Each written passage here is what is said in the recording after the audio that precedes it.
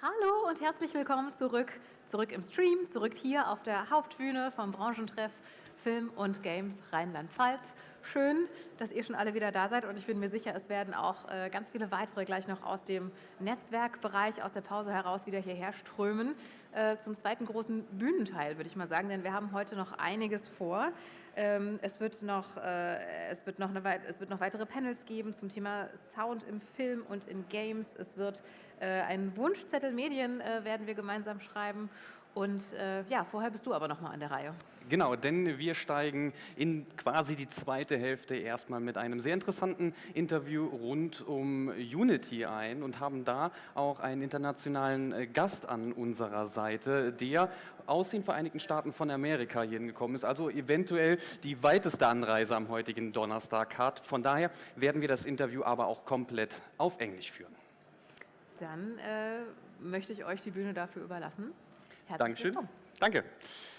Yeah, all the way from the United States, please welcome with me Marc Schoennagel from Unity.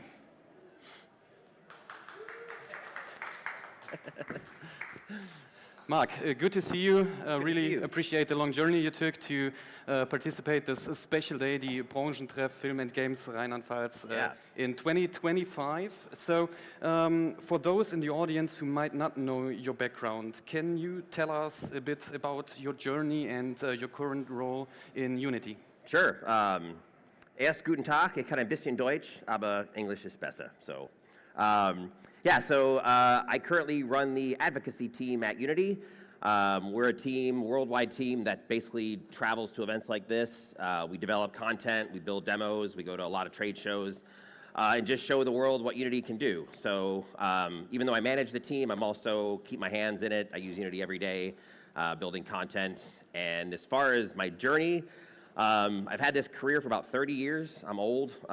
It started it started in high school when I saw Terminator 2. I watched this character turn into a liquid blob on the floor, and I went, that's what I want to do for a career.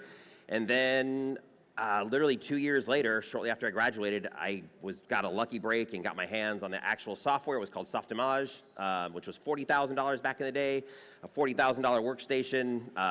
Just lucky this company was looking for someone, and I taught myself. And then 2 years later, I was working for Softimage. They got bought by Microsoft, and so I was there for 20 years. And it was the coolest. Well, my job's still cool, but back then it was like just seeing how 3D was turning into a real industry. I got to work on all sorts of films, or I didn't really spend a whole lot of time working on it, but I was kind of like a liaison between studios like Industrial Light and Magic and Digital Domain, bringing them new tools and working with their engineers, going back to our engineers and kind of telling them what they're looking for, and it's just amazing to go to all these fun studios. And now with Unity, I get to go to all the game studios, see what everyone's working on. It's been a pretty cool journey for sure. And now your journey moved you into Rheinland-Palatinate. Nice to have you here. Thank you. Let's talk a little bit more about Unity, because Unity is recognized in the game development world. But can you share how Unity is being used beyond games, especially in filmmaking and other creative industries? Yeah, that's a great question. So at the end of the day, Unity is a 3D engine. It's a real-time 3D engine. We say real-time because we can now do 4K, 8K, ray-traced images at 60 frames a second, which is ridiculous. When I started my career, literally a quarter frame, an old NTSC or PAL image would take hours to render. And it was great because I could just hit the render button and then hey boss, I gotta go for a couple days because this is gonna render like a dozen frames. So that was cool, and now you can't do that anymore because stuff just renders in real time. So with that capabilities now, rather than having, I remember going to Pixar and they had just walls of rendering technology. Their render farm was just a wall of computers, and you just don't need that anymore. So we can render all this great stuff in real time. So you build your environment in whatever 3D package, you import it into Unity, and now a director or a cinematographer or cameraman, whatever, they can navigate that space kind of like you're playing a first-person shooter, but rather than with a mouse and a keyboard, you have either a tablet with these special controls on it so you can focus and you can zoom in and out, and you're blocking the shot or you're actually doing the real shot, but what you're looking at is a 3D model that has gyroscopes and everything in the camera, so you're actually blocking that shot out with a tablet. And I remember back when I worked for Autodesk for a while, we were kind of pioneering with James Cameron on Avatar, and that's when that technology was just starting to be developed. And we were able to actually put green screen in there, so you could have your actors and actresses on camera, in frame, with the green screen gone and that new artificial world being rendered in real time. And that wasn't the final shot. You still had to take all that back and do the final renderings on that. But today, you can actually do your final renderings in real time, comp the actors or actresses in. Oftentimes, you'll take that a little bit further and add things like smoke and particle effects and stuff on top of it to really kind of polish the shot up. But it's amazing what you can do now with real live actors, actresses, and that real-time world in the background. And since we can ray trace now, you get accurate reflections, you get, it just looks real, but it's real time, which is, having seen it for 30 years, it's just incredible. It's really incredible to see what we can do now, so, yeah. Let's stay in this real-time filmmaking because we're seeing a rise in real-time filmmaking, in virtual production, LED volumes, real-time renderings. How is Unity shaping this space for filmmakers? So if you don't know what an LED dome is, imagine if you have one screen, imagine if you have 100 screens that are all 4K or 1080p, whatever, and they form a dome. And behind the scenes, you have a bank of computers, each one with a GPU in it, powerful GPU or multiple GPUs in a computer.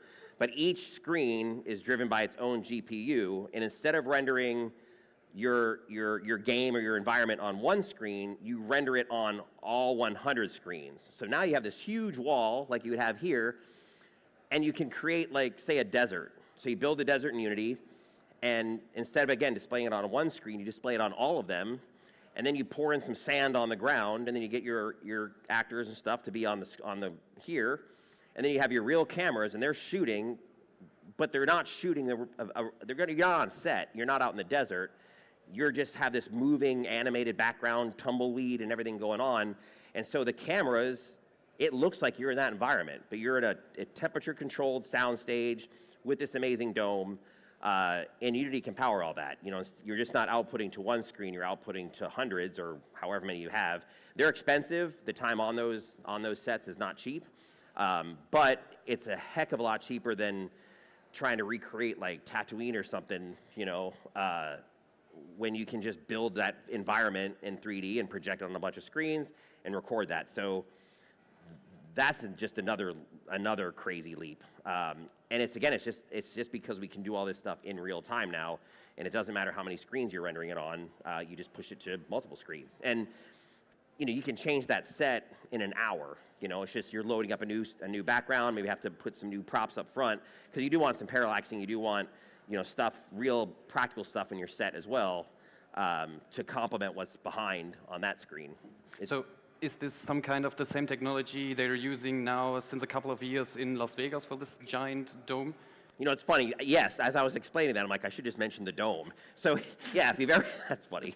If you've ever seen the dome, that's exactly what they're doing. That dome is a whole bunch of screens, one environment controlling it, but it's just rendering it super large with an insane amount of pixels.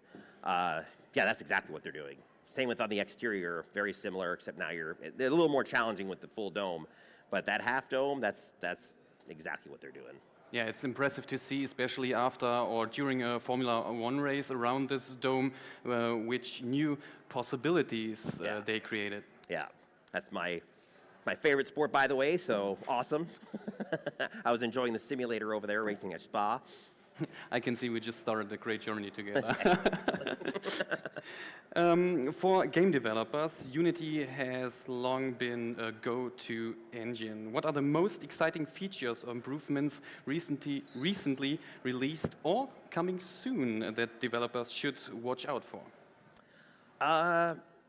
That's interesting. So Unity 6 just came out, and some of the most impressive features for game developers are things like the resident drawer, GPU instancing, spatial temporal post-processing. Like, what the heck does that even do? Those are literally checkboxes that you turn on GPU occlusion culling, and if you've got a bunch of objects in a row, normally it has to think about all these extra objects, but now it's only going to render this one and just not care about the ones behind it. So the camera's here. I should do it this way. So instead of having to worry about all these polygons and all this geometry, it's just going to render, say, the house. The camera's here. And so suddenly, instead of having 30 million polygons on your scene, you only got 5 million because a whole bunch of them are being occluded. Spatial temporal post-processing, say that fast, is instead of rendering the full screen, you render like a quarter of it, and then you use an AI to upscale it with like a millisecond latency, so you can get much higher quality, much faster frame rates with not near the computational time. And so those are little things that game players don't even really realize. It's just happening automatically. But for game developers, it's huge. So those are little things that we're always developing at Unity, little things under the hood. And then there's broad things or really game changers. And I can't believe I said game changers. I don't like that one. There's things like AI. AI is I'm really proud of what we're doing at Unity. Everything's very ethical. We're being very careful of what we digest, and we're not trying to eliminate jobs. For instance, in Unity 6.2, we're going to have the ability to automatically create LODs or LODs, level of detail. So an artist would model a character, and then traditionally, if that character is way far away from the camera, and that character is like 5 million polygons, you don't want to render a 5 million polygon character that's way over in left field. You want a very small one of those. And so generally, you'll have 3 or 4 levels of quality of each character or each object or prop, whatever. And as the camera gets closer to them, you'll see them swap. And if any of you are gamers, you've probably seen that. You'll get closer and trees will pop in or trees will suddenly have more detail. Those are LODs, LODs. And now with Unity 6.2, you just have one model. Build a medium resolution model, build one that just looks pretty good, and say, give me 6 LODs. And then now you've got them. And so now Unity can automatically swap between those as you get closer or further away from the camera. I guess that's further away. And not have to worry about that. So that's huge for game developers. That's a huge time saver. You're still letting the artist be the artist to create the character, to give it the style and the character that you want. But then you're not having to remodel it and remodel it and remodel it. I've done hundreds of hours of polygon decimation, which is where you take a character or you take an object and you remove a bunch of polygons, try to make it look the same so that it doesn't pop when it gets closer or further away. And it's a horrible, miserable job. No one wants to do that job. And so to have an AI do that, yes, please do that. So yeah, there's definitely a lot of cool stuff with AI. I've animated 1,000 walk cycles. I don't ever want to animate a walk cycle. I don't think any animator who's animated more than 2 ever wants to do a walk cycle. So now it's kind of great that I can say, hey, you know what? Put a walk cycle on that thing. Make it look drunk. Cool. And not have to worry about some of those things. But if you're Pixar, you still absolutely want your animators making that animation to give it that, that look and feel. So again, it's really just to kind of complement the artist. And on a side note, I was reading Reddit today, and a guy released his Unity game that he spent 6 years developing. 6 years, and he's like so proud of his work. His game's finally coming out, a solo dev. And I'm like, man, if you've been working on that for 6 years, like if you just had like the Unity Copilot you could throw a script at it and say, why is this script crashing? And the Copilot just tells you, well, this is wrong and that's wrong. You could spend days figuring out that bug, and now have an AI assist you with that is going to make that guy's 6-year journey turn to hopefully a 2-year journey, so that he can work on his next project, or she, and get those games out the door faster. So again, proud of how we're approaching AI at Unity. Let's get a little bit more into detail in this technique. How does Unity support workflows where filmmakers and game developers collaborate, like in cinematic trailers or story-driven games? That's a good question. At the end of the day, a movie and a game are moving pixels. A game, those pixels, you can determine where you're going in real time. A film is always going to be the same. No matter how many times you watch it, the pixel is always going to be the same, maybe unless it's Star Wars, where it gets changed every once in a while. But for the most part, it's linear. A game is not. So being able, as a filmmaker, to have a lot more creative control using virtual cameras to get that perfect shot. When you're shooting on film, it's expensive, but if you can be on a soundstage with a virtual camera and try 50 different camera moves, and not have to render any of those using game tech. Like, that's amazing. So I think it's just a way for, kind of like an AI being helpful. It's just a way for you to get your work done faster, to be more creative, because you just have more opportunity to not be sitting around waiting. If that makes sense. Yeah, definitely. Unfortunately, we're coming close to the end of our time. So that one quick. Right. I had the same thought just a second ago. So there's a lot more to explore around Unity. Yes. And if you want to see more around Unity and to hear a lot more from Marc, you are very welcomed to join him at 6 o'clock in the last masterclass of today. In between we have another one, but the last masterclass of today will be how to build a scene in Unity. So right on the left side of the Alte Postlager here in Mainz. But before we're finished, you brought a little trailer. I did. So the trailer we're about to watch is what I'm going to show in that room.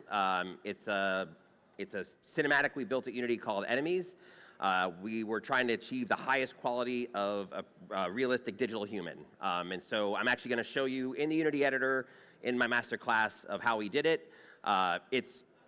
I didn't make it, I'm just showing it, and it's awesome. I'm going to show you really in the editor all the cool technology that we used, how we did the eyes, how we did the hair, how we created the face, really from the initial scan all the way to bringing it into Unity and the final thing. Are we going to run it? Yeah. Oh, let's run it. It's again, I didn't make it, it's just freaking amazing. But overall, it's very impressive because everything was just created in Unity. Yep.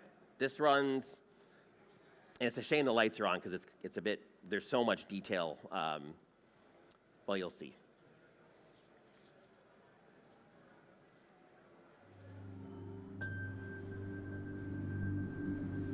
So this is all rendered in real time, 4K, 60 frames a second, fully ray traced, and this actually runs on my laptop, which is sick.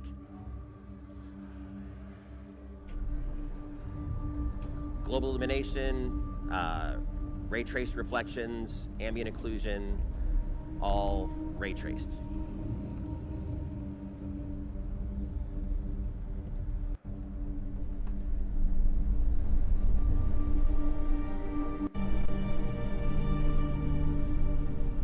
And also the woman we see was fully created in Unity. So She was scanned. I have in my head everything that and then anyone has recreated ever known. digitally, yes.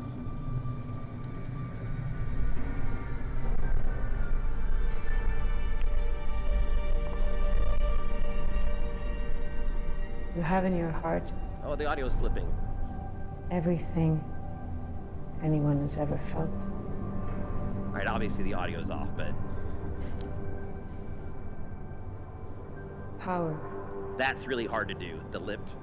is given only That's to those a who flex. dare to lower themselves and pick it up.